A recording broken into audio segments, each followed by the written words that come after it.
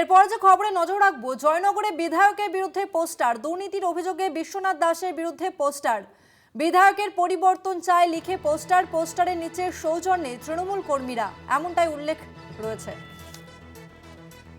কথা বলবো, আমাদের সঙ্গে ফোন লাইনে রয়েছে প্রতিনিধি প্রিয়গোপাল মুখোপাধ্যায়। প্রিয়গোপাল, ঠিক কি অভিযোগ রয়েছে পোস্টারে? একদমই দেখো যে আসন্ন 2026 বিধানসভা নির্বাচনের আগে জয়নগর বিধানসভা এলাকায় একাধিক পোস্টার ঘিরে শুরু হয়েছে তীব্র রাজনৈতিক চর্চা। শুক্রবার সকালে জয়নগর বিধানসভা এলাকার বিভিন্ন প্রান্তে হঠাৎই দেখা যায় পোস্টার, যেখানে জয়নগরের বিধায়ক বিশ্বনাথ দাসের বিরুদ্ধে দুর্নীতির অভিযোগ তুলে লেখা হয়েছে বিধায়কের পরিবর্তন চাই, এবং পোস্টারের নিচে লেখা আছে সৌজন্যে তৃণমূল কংগ্রেস কর্মীরা। এই উল্লেখ করা আছে এই বিষয়টি। জয়নগর শহর স্টেশন সংলগ্ন এলাকা, বাজার চত্বর ও কয়েকটি ব্যস্ত মোড়ে এই পোস্টারগুলি লাগানো হয়। শুক্রবার সকালে দোকানপাট খোলার সময় সাধারণ মানুষদের নজরে আসে বিষয়টি। এরপর থেকেই এলাকায় শুরু হয় জোর রাজনৈতিক আলোচনা।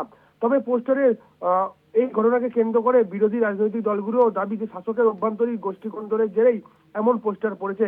বিধায়ক বিশ্বনাথ দাস অভিযোগ উড়িয়ে দিয়ে বলেন, এই পোস্টার সম্পূর্ণ রাজনৈতিক উদ্দেশ্য প্রণীত, উন্নয়নের কাজে ব্যাহত করতে পরিকল্পিতভাবে অপপ্রচার চালানো হচ্ছে।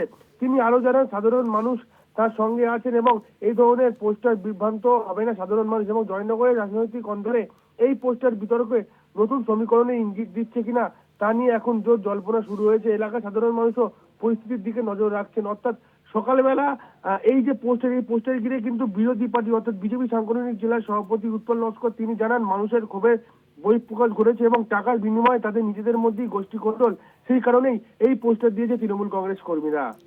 ধন্যবাদ তোমাকে প্রিয়গোপাল।